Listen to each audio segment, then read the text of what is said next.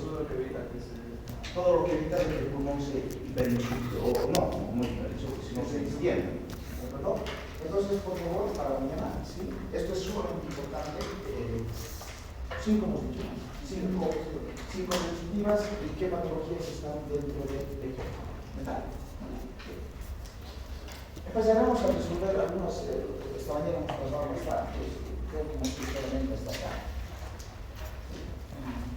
Vamos a resolver estas preguntas que les he hecho para que podamos responder el día de hoy son sumamente importantes para empezar a chequear el funcionamiento verdadero del pulmón. No es tan fácil, como he dicho, que lastimosamente el pulmón que tenemos que hablar, vamos a hablar mucho de presiones, y esas leyes de presiones un poco nos violentan a todos nosotros, pero vamos a tratar de hacerlo facilito.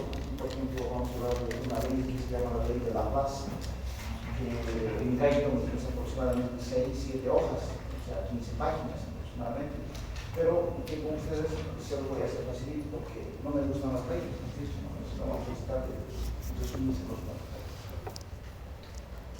Empezaremos con la primera pregunta, ¿sí? Que era, ¿qué es y cuál es la importancia clínica de la presión transpulmonar? Primero, ¿qué es la presión transpulmonar? ¿Qué es la presión transpulmonar? Es la diferencia entre la presión alveolar y la presión intrapleural. Muy bien, vamos con calma. Sabemos nosotros que estas diferencias tienen que ver con negatividades. Habíamos visto cuánto era la presión pleural en condiciones normales. -5. Pero podría llegar a -8, dependiendo si estábamos en inspiración o en el proceso pasivo. -5 o -8. ¿Y cuánto era la presión alveolar? Menos 1 en inspiración, más 1 en inspiración y 0 en condiciones normales de no inspiración. ¿Se acuerdan? ¿No? Entonces me dice de que la presión transpulmonar es una diferencia entre estas dos presiones que nosotros hemos avanzado. Hasta ahí el concepto está claro, ¿no? Pero ahora tenemos que encontrar esto. ¿Cuál es la importancia clínica de la presión transpulmonar? Definiremos cuál es la importancia clínica. ¿Para qué me sirve? A ver. Es una localidad para especificar el diagnóstico de estrés pulmonar, o sea, para con eso diferenciamos si el problema de rigidez está en el pulmón o está en la pared torácica. Ya, es para verificar el funcionamiento del pulmón, en este caso, pero esa es una función secundaria. O sea, sí te acepto, pero no me va a servir de mucho. A ver. Lo vamos a utilizar bastante en los pacientes para evitar un barotrauma o un volutrauma. Con este vamos a evaluar el esfuerzo respiratorio del paciente si es que no es excesivo, y esto se usa mucho en pacientes con fibrosis, SDRA, o sea, el síndrome que vamos a avanzar en un momento, cuando tiene poca distensibilidad, y para las estrategias de ventilación protectora. Ventilación mecánica. A ver, vamos con calma. ¿No es una medida indirecta, doctor, para evaluar el equilibrio entre la presión necesaria para evitar los pulmones y la presión directora? Es lo que te está diciendo para ver si el pulmón se distiende o está colapsado, ¿correcto? Porque esas dos presiones me dan ese dato. Pero aquí entra la función principal. Puede servir para todos esos fenómenos que están hablando por poco. Pero vámonos a lo esencial. Palabra clave. ¿Quién me dice que es ventilación mecánica? ¿Qué entienden ustedes por ventilación mecánica? ¿Pacientes intubados? Ya. O puede ser intubados, pero también hay otros que se les ventila de manera manual. ¿Vale? Sí, no.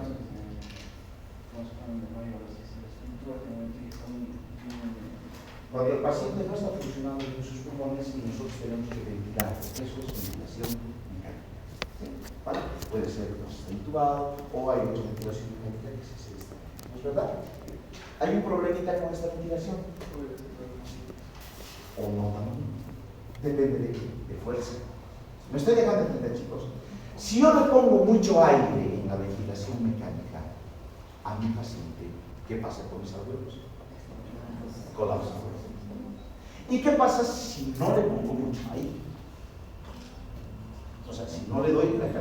aire requerido. ¿Qué pasa con los anteriores? En el uno reventaban por exceso de aire, por exceso de presión. En el otro colapsaban. ¿Por qué? Porque en este caso no estoy dando la cantidad de aire. Entonces, en resumen, si yo quiero darle una ventilación mecánica adecuada a mi paciente, ¿qué debo de hacer? Debo de determinar la presión transpulmonar. ¿Será que van a ver ustedes pacientes ventilados mecánicamente? Sí, en terapia intensiva van a ver pacientes ventilados. Ahora, hay dos fenómenos en pacientes ventilados que es lo que voy a chequear en pacientes ventilados mecánicamente. La ventilación me va a salir en el monitor. Me va a decir cuánto está ventilando el paciente. Entonces, ¿qué valor tendré que tomar en cuenta? Presión transpulmonar. Eso me está diciendo que ni mucho ni poco. ¿Me estoy llegando a entender? Obviamente, para medir el funcionamiento pulmonar será, pues eso es lógico, para medir el funcionamiento pulmonar es lógico. Vamos yendo a resolver la primera. Miren, dice relación entre ventilación mecánica, palabra clave, y presión transpulmonar. Ya saben que es la ventilación transpulmonar. O perdón, la presión transpulmonar. Relación entre presión interpleural y presión alveolar. Dice, una ventilación con presión muy alta, ¿qué pasa? Riesgo de barotraumas. ¿Qué es un barotrauma? Se rompe mi alveolo. Eso se llama barotrauma. Es horrible decir ruptura alveolar. No, se tiene que decir barotrauma. ¿Me conviene o no me conviene? No, pues el paciente deja de respirar porque los pulmones se han roto. Barotrauma. Si mi ventilación mecánica es baja, ¿qué pasa? Disminuye la presión transpulmonar. ¿Sí? Puede ser cero. ¿Cero es bueno? No, pues, ¿no es verdad? Baja. Riesgo de colapso alveolar. Luego sé, colapso. A esa palabra colapso alveolar nosotros la vamos a llamar aterexia. ¿Ahora lo tienen? ¿Sí? Entonces, ninguna de estas dos me conviene. Ninguna de estas dos me conviene. ¿Qué tengo que tener? Una ventilación ajustada, o sea, una ventilación en un parámetro normal. ¿Está claro? Bien. ¿Qué debo de hacer ahí? En una ventilación ajustada, ¿qué voy a tener? Una mejor oxigenación y un menor daño pulmonar, porque con estas dos se dañaba el pulmón. En realidad, los alveolos. En mi monitor, ¿qué me tiene que salir? Este. Valores normales. ¿De cuánto? De entre 5 a 15 centímetros de alto. Es el valor normal. Si yo encuentro en mi monitor 25 centímetros de agua, ¿a qué conclusión llego? Ventilación mecánica aumentada. Posible barotrauma. ¿Me dejan entender? Si encuentro 2 centímetros de agua, ventilación a presión baja, posible atelectasia, o sea que mis alveolos pulmonares no están funcionando bien. ¿Será importante estos signos? Ustedes van a ver presión transpulmonar, ¿sí? Que se abrevia TTP. ¿Sí? Y si no saben este valor, chao para ver. Cualquiera de los dos extremos les va a causar, ¿qué cosa? Una inadecuada oxigenación y por ende un daño pulmonar. Cualquiera de los dos parámetros. ¿Será importante entonces? Sí. ¿Para qué? Principalmente para medir la ventilación mecánica. ¿Está claro? Mucho problema ahí con la mano, la ventilación mecánica de mano, porque al inicio puedes hacer muy fuerte, porque tienes mucha energía. Barotrauma. O puedes hacerlo después de que te has cansado, aterrizas. No se puede medir, es muy complicado. Eso es lo que les comentaba a los changos de las 8 de la mañana, que en el COVID se han formado, por ejemplo, se han improvisado, ¿no? Muchos lugares de tratamiento, o sea, donde los internaban los pacientes, pues no veo, no, por COVID. Y en COVID la mayoría de los que entraban por COVID era tenían que ventilarlos, pues mecánicamente o no. Pero el problema era que como somos un país muy rico, en todo lado tenemos monitores sobre presiones transpulmonares. No había problema.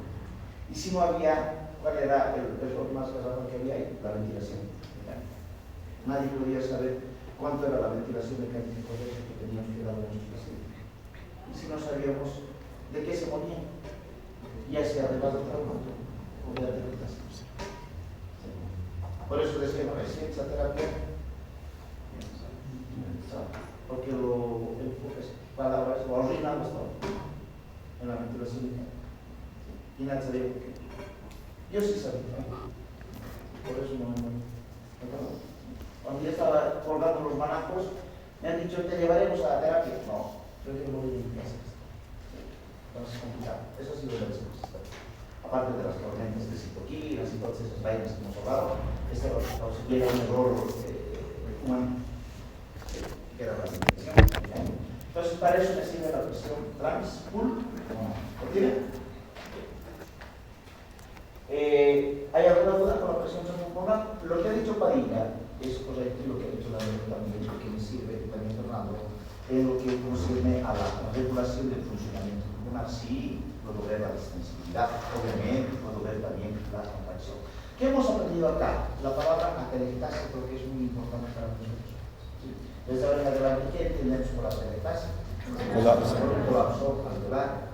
Por ejemplo, un paciente con neumotórax llegará a tener también luego atelectasia. Sí. El pulmón es la atelectasia. ¿Está claro o no? Sí. Dime, si quieres agregar algo más. Eso de la ventilación protectora en caso de ventilación mecánica. Sí. Igual tenemos que juntarlo con maniobras de reclutamiento alveolar y control de la presión de distinción, ¿no? Para evitar que al final de la investigación. La presión de distinción también tiene que ver con la presión transpulmonar. ¿Sí? En realidad, algunos consideran inclusive como sinónimo la presión transpulmonar. ¿Está claro entonces? ¿Para qué me sirve la importancia clínica entonces en resumen, chiquillos? Para la presión transpulmonar, para la relación que existe con la ventilación mecánica. ¿Está claro? ¿Sí? Más ir avanzando con ustedes no me conviene porque ya es una especialidad. Uno va a ser neumólogo y otro. Pero tienen que tener idea de lo que es la presión transpulmonar. Siguiente pregunta era, ¿cuál es la tensión del surfactante y su importancia en los casos? Primero, tensión, ¿qué quería decir? Me ha gustado lo que me ha dicho esta mañana. Siempre echamos que les gusta más averiguar que otros. Me decía, doctor, tengo una duda, y disculpe, por ahí es infantil mi duda. Yo le he dicho, si son dudas, no son infantiles. ¿Sí? Él decía, ¿se acuerdan ustedes que mi alveolo pulmonar estaba revestido de agua? ¿Sí? Y me decía, en la membrana del alveolo pulmonar está el surfactante, doctor. Sí. Pero si el surfactante es lipídico, entonces repele al agua. Y si repele al agua, entonces el agua no sale, pues. O sea, no tiende a hacer esto en el alveolo, sino más bien tendría a meter el agua, que era una razón lógica que él tenía. Pero lo que no ha entendido él es de que el surfactante pulmonar tiene dos capas. Una capa en la membrana y otra por debajo del agua. Entonces, envuelve al agua las dos capas del surfactante pulmonar. Entonces, si hay dos capas de surfactante pulmonar y en medio del agua, ambas van a generar presión. Entonces, hacen de que el agua se dirija ¿a dónde? Hacia la membrana y mantenga el alveolo no colapsado. Ahora lo tiene.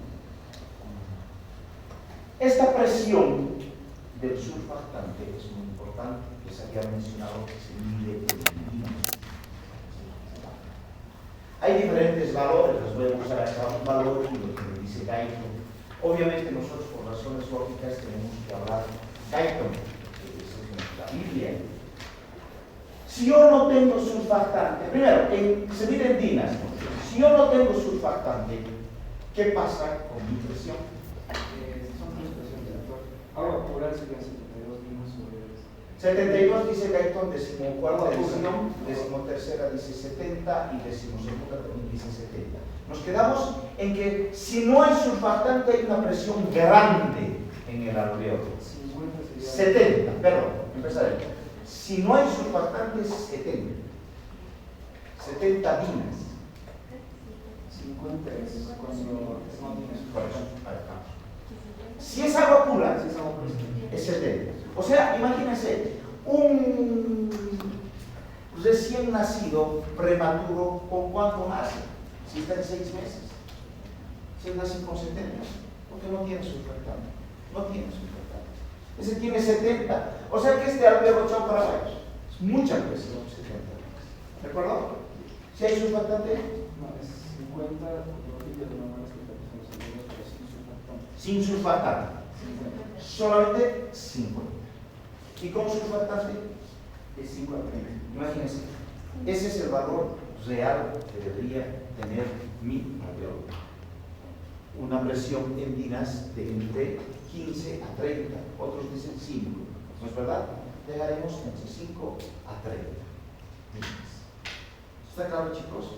O sea, el tener surfactante es importante, sí, o sea, definitivamente. Aquí hay otro valor que os voy a mostrar, por favor, sí. Pero no lo copien entonces todo, ¿sí?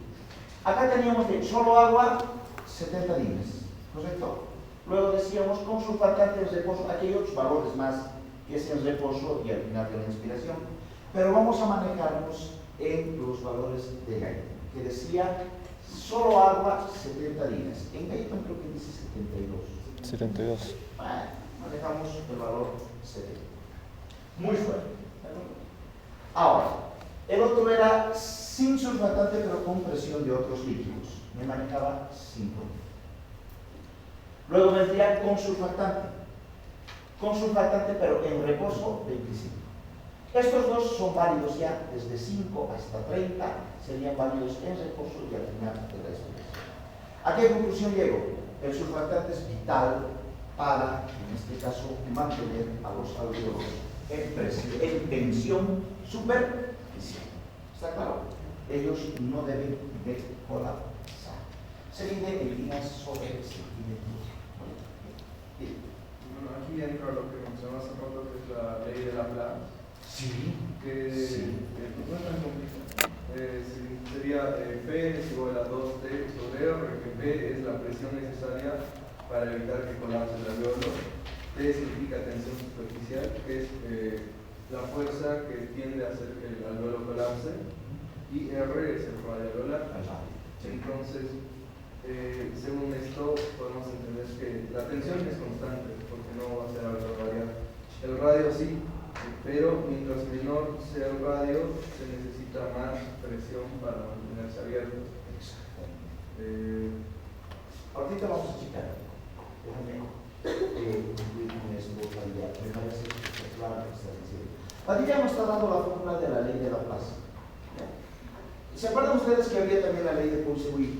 Y que yo no les he dado, en realidad les he resumido y les he dado parámetros grandes de la ley de Poiseuille, que ya más o menos ustedes ya lo manejan, ¿verdad? Había radio, ¿se acuerdan? Había viscosidad y había otra longitud de vasos en la vía de longitud. No, hemos tratado de acomodar a nuestro gusto, porque la ley de Laplace, la ley de Poiseuille, todas ellas no son métricas, ¿sabías? Son físicas, son físicas, tratando de adaptar a lo que pasa o los fenómenos que pasan. ¿De acuerdo?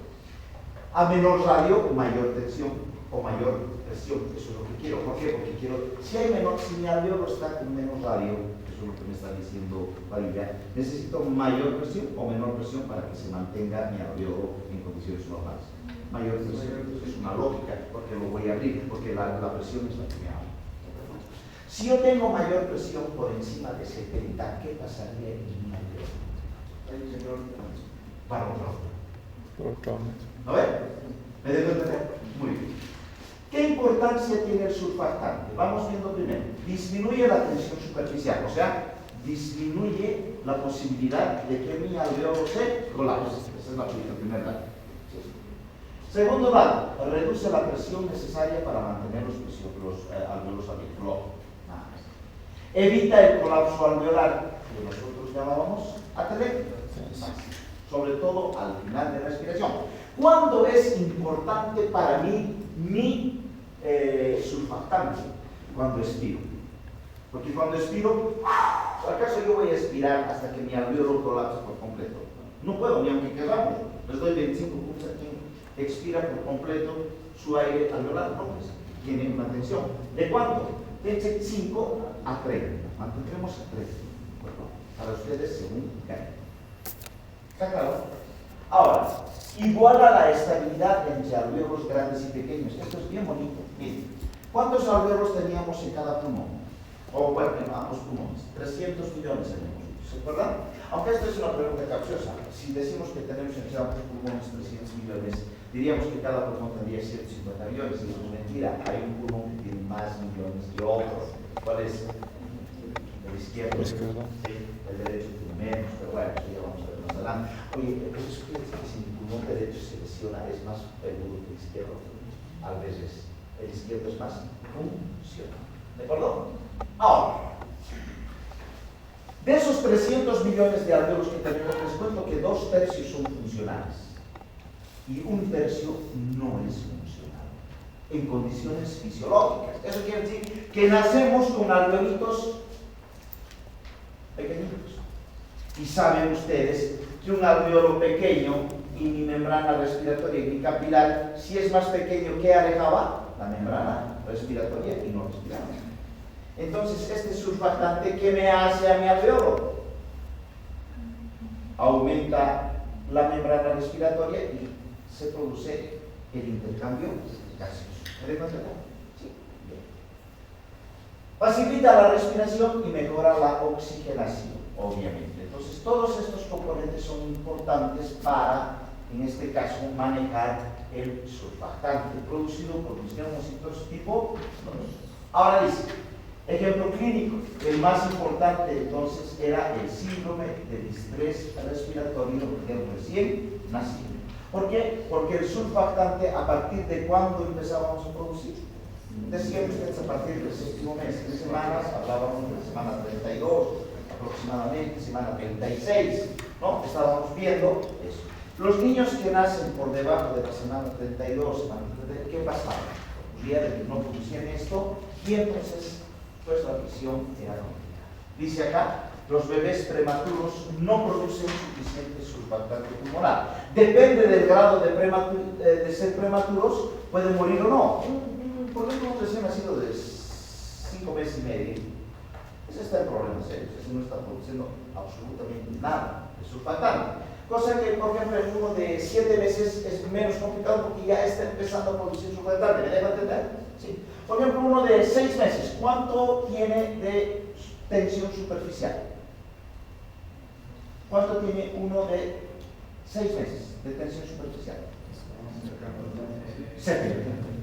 70 dinas de presión superficial. Es sin surfactante. Igual a colapso alveolar. Igual a atelectasia. Este está chavo. Un problema serio. ¿No ven? Sí, muy bien. Resultado, alveolos colapsados, hipoxemia, distrés respiratorios, humano, ¿no? No poder respirar. Y aparte, ¿será que con ventilación mecánica vamos a solucionar esto? No, porque necesitamos una presión que abra los alveolos. No me sirve absolutamente nada. Esta frase didáctica es muy importante porque hemos dicho, odiamos las fórmulas. Padilla dice, es fácil, sí, es fácil de relacionar, pero antes era más complicado. Nos decían, ¿cuál era la ley de Laplace? Y nos hacían dar un examen para llenar en 2 hojas con la ley de Laplace, y todos nos tirábamos en fisiología, ahora ya es más fácil. Pero se los resumo esta frase de la ley de Laplace. ¿Para qué me sirve la ley de Laplace? Mide la presión que necesita un alveolo para no colapsar. Porque nos está diciendo Padilla, si es más estrecho el radio de mi alveolo, ¿qué hago? Necesito mayor presión. Si es mayor el radio, lógicamente necesitaré menor presión. No, si es más el radio, menor presión. Si es menos el radio, mayor presión. ¿Me dejo entender? Sí. Doctor, ¿el síndrome también puede presentarse en personas adultas? ¿El síndrome de distrés respiratorio? ¿Pero por qué? ¿Por falta de surfactante? Sí, la inoculación del surfactante. Sí, a veces se inactiva la producción de surfactante por la edad. Pero me gusta lo que hablas, esto, hagamos una analogía. Cuando uno envejece, todo deja de producir menos, todo produce menos. ¿Por qué los viejitos, por ejemplo, ya no quieren comer? ¿Por qué odian la comida los viejitos? Porque ellos ya no producen de manera adecuada sus papilas gustativas, ya no se regeneran de manera adecuada. En cambio, ustedes pueden papila gustativa y se regenera al calcio. ¿Me van a entender? Entonces, ustedes son una explosión de sabores, ¿o no? Entonces, todos sienten sabor, por eso son llenos, todo tragan, ¿no? ¿Sí? Sus pobres papás deben estar ahorita complicados, ¿no? ¿Sí? Todo comen, ¿sí? Tienen 7 estómagos, más que varios. En cambio, el viejito, si no se regenera sus papilas gustativas de manera acorde, ¿qué pasa con ellos? Ya no sienten sabor. Y si no sienten sabor, ¿qué? Comida sin sabor, ¿no te llama la atención? Bien. ¿Por qué pierden la vista? Regeneración. ¿Por qué pierden el oído? Todo es regeneración celular. ¿Me debe entender? ¿Por qué tenemos hipertensión arterial? Falta de elastina, falta de colágeno. Por eso se consiguen los viejitos colágeno. ¿Vale? Entonces, sí hay síndrome de distrés respiratorio por edad, por falta de producción de... ¿Por qué yo me emborracho tan rápido siendo más viejito? Porque los viejitos ya no me pueden carismáticos, ahora ya te tomas un niño. ¿Puedo o no? ¿Por qué? Porque se va perdiendo qué cosa. ¿Qué se va perdiendo? ¿Qué? ¿Por cuál? Hay una enzima. ¿La cuál? ¿Qué otro nombre tiene? La alcohol deshidrogenasa. Es una enzima que hasta su nombre lo dice, alcohol deshidrogenasa, o sea que rompe los enlaces de alcohol, ¿sí? Esto es innato. Lindo sería medir la alcohol deshidrogenasa. ¿Por qué aguanta más que yo?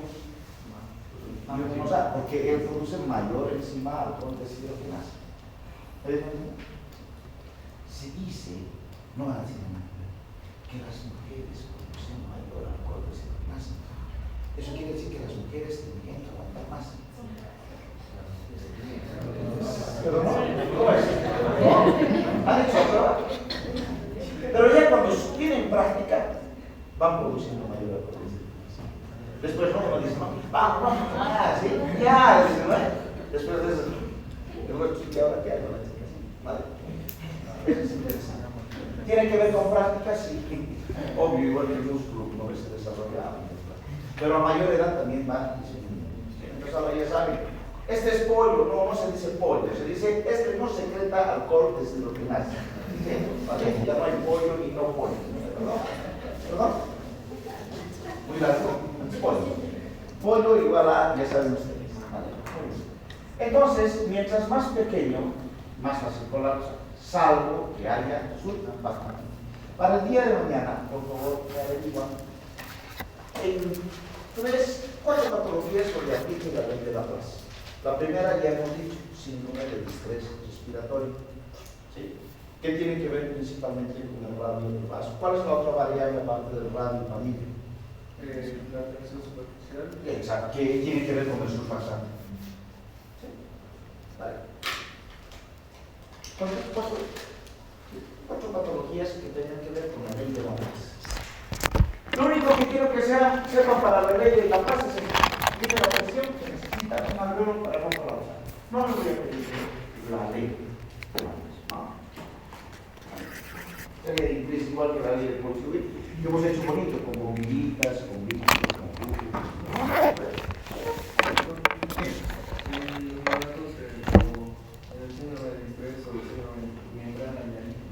Membrana hialina, el síndrome de membrana hialina. Sí. Se les tiene que aplicar surfactante exógeno. Ya, vámonos al tratamiento. Ya. Ahora sí estamos en problemas con este chango, ¿se acuerdan? Este chango está en problemas porque tiene 6 meses. ¿Cuánto de presión tiene en Lina? 70. ¿Qué va a producir? Colapso. Igual a telestasia se va a morir. ¿Qué tenemos que hacer con él? Tenemos que darle surfactante exógeno. Primero, surfactante exógeno. ¿Hay surfactante exógeno para venderme? Sí, hay surfactante exógeno. ¿De dónde extraemos el surfactante exógeno? De los porcinos y bovinos. Principalmente de los cerdines, ¿no? De los porcinos. ¿Por qué porcino? Porque no sé si en alguna parte les había dado una pregunta de por qué los cerdos. Ya habíamos dicho de que tenemos un 96 o 95% de similitud genética con los porcinos. Entonces, por eso es de que no podríamos crear cierto tipo de resistencia al utilizar el cerdo, ¿no? Sí, eso es interesante. No sé si hay un artículo que lo lean ustedes. Ha habido un trasplante de corazón. No ha resultado, pero casi. Entonces, eso ya es un adelanto grande. Pero tener un corazón de cerdo. Si así nomás las chicas nos dicen, ¿qué cerdo? Entonces, imagínense con corazón. Ya seríamos un cuerpo cuadrado. Muy bien, genial, hermano. Por sí, hay también sintética, pero esta es una recombinante que quita la SPB. que no es tan bueno. Les cuento que es mejor el por sí. ¿De acuerdo? Entonces, necesito surfactante, tienen que darle surfactante. Al niño le tienen que darle surfactante, o de los recién nacidos tienen que darle surfactante. ¿Será suficiente con eso?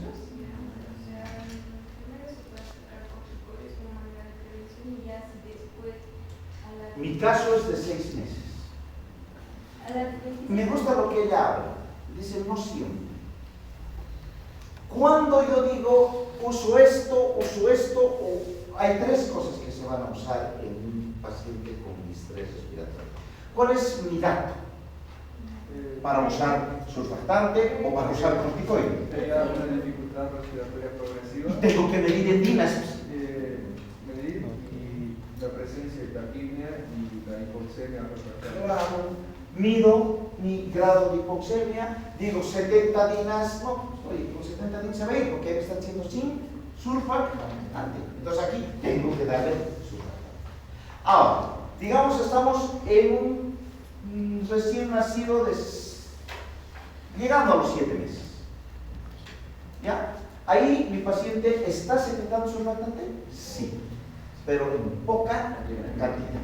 Ahí diría que mi presión más o menos debe estar oscilando los 50. Dina, para eso era la tarea. O sea, ustedes tienen que aprender a manejar ya la lógica. El médico es 100% médico porque maneja esto. No es por la memoria. Por eso, que si ustedes son memorianos, no van a ser médicos. Literales, tienen que manejar esto. Si ella manejaba la lógica, desde el no siempre, no es la palabra no siempre, sino es depende de presiones. Ahora sí, si tienes 50 dinas, puede ser que yo no haga uso del surfactante porque ya en cualquier momento el chango characo va a producir su propio surfactante. Así que no lo pone. Y doy corticoides, sí, también se da corticoides. Ahora bien, ¿qué hace el corticoide? No te dejo. ¿Qué hace el corticoide? Ya, a ver, primero, el surfactante exógeno se va a administrar cuando la disminuye la presión superficial alveolar entre menos de los 26 institucional. Ya. 26, 28, imagínense, este está el problema, ¿no? Los corticoides prenatales son una manera de prevención si la madre tiene riesgo de parto prematuro entre las 24 y 34 semanas de gestación, estimula la maduración de neurocitocitos, induce la síntesis y secreción de surfactante en boca. O sea, eso es cuando todavía hay riesgo, cuando no ha nacido, cuando hay riesgo de parto prematuro. Me estoy llegando a entender. Aquí todavía el cuerpo no ha nacido, pero aquí en nuestro caso nosotros ya estamos hablando de uno que ya ha nacido. Te voy a mostrar una foto aquí, si quieres, más sólido. ¿Vale? Vale. Corticoide, ¿y qué caso? Ya hemos dicho, presión, 50 dinas, dependiendo de la producción o no de surfactante. ¿Y para qué? ¿Cómo actúa el corticoide? ¿Qué hace? Porque, ¿qué era el corticoide?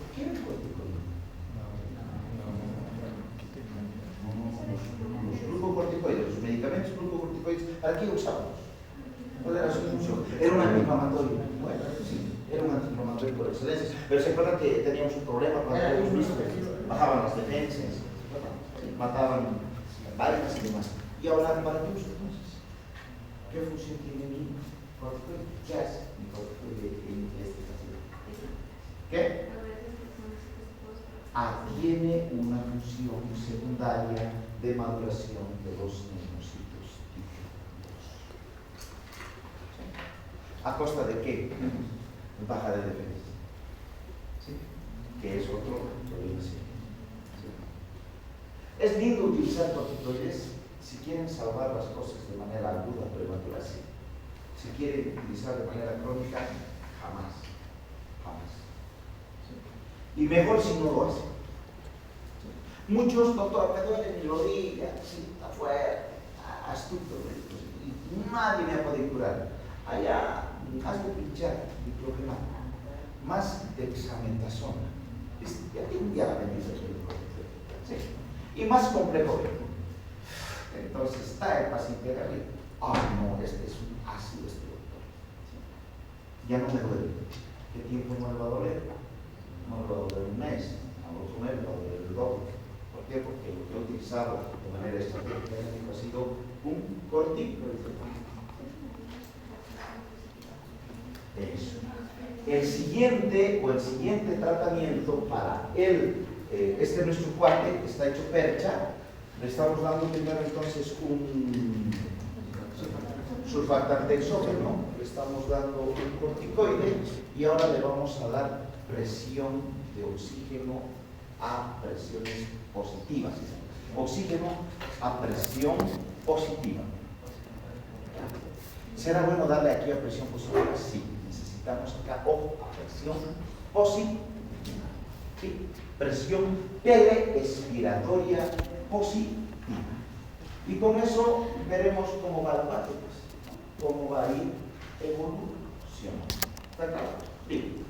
Y estos pacientes que más de frecuencia estarían aumentadas por la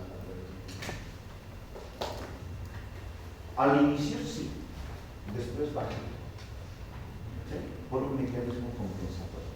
Ya vamos a ver. ¿Sí? ¿Está claro entonces? Con el síndrome de distrés respiratorio. ¿Dónde está eso? Aquí está, ¿no? Sí, así nace. ¿Sí? ¿Qué es lo que pasa? Entonces, ¿qué incluye el tratamiento del síndrome de dificultad respiratoria? Presión respiratoria positiva. ¿Sí? Esto obviamente, ¿qué va a hacer? Va a hacer de que los alvéolos no sirven para los alvéolos funcionales, esta presión respiratoria positiva, sino sirven para los no funcionales, para aquellos traten de dilatarse o abrirse, pero la palabra abrirse no está bien, ¿sí? Para que se dilaten.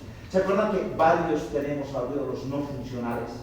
Estos son funcionales, estos son los no funcionales. La deficiencia del surfactante conduce al colapso alveolar. Tercero, esteroides, así se llama. ¿Sí? Ya hemos visto de que favorece a la maduración y producción de neumocitos tipo 2. Y por último, el surfactante exógeno extraídos de nuestro amigo, de nuestros amigos óseos. ¿De acuerdo? ¿Para qué semana los pulmones fetales producen surfactante? Ahí está, semana 34 a 36. Si nosotros estamos hablando de eso, octavo mes estaría todavía bien. Ya desde el séptimo mes para abajo ya es complicado. ¿De acuerdo? Si tomamos en cuenta el parámetro de 40 a 44 semanas de gestación. ¿Claro? Ahí está justamente algo que le están anticipando, es oxígeno a presión telespiratoria positiva. ¿Sí? ¿Está claro? Estas tres acciones se toman en cuenta en un paciente con síndrome de distrés respiratorio.